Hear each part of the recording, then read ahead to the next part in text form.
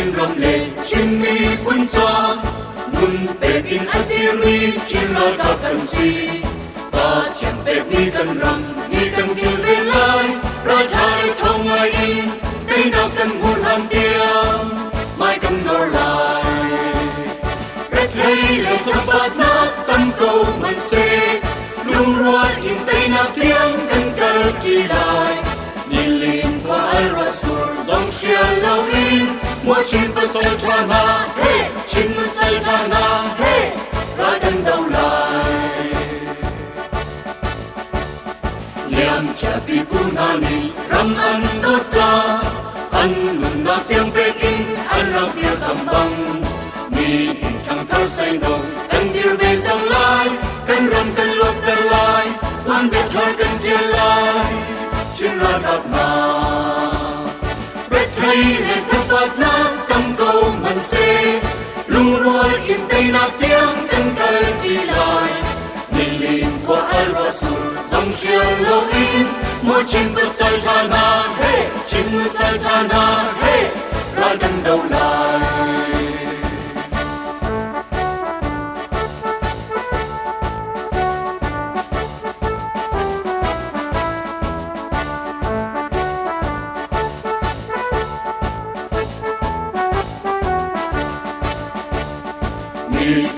dan na say man ha se nu khat shin u len na chin mi phun kan si ho man ti chen lâu in kan đâu chi a chun kan chung ba chian thong in kan tei shin shin câu lai chin Ralkap na ret thei le thap bat na tâm câu man se lung rual in tei na tiang kan kal chi lai ni lin qua al rasul dòng shia lâu in mỗi chim nó sai thana hey chim nó sai thana hey ra kan đâu lai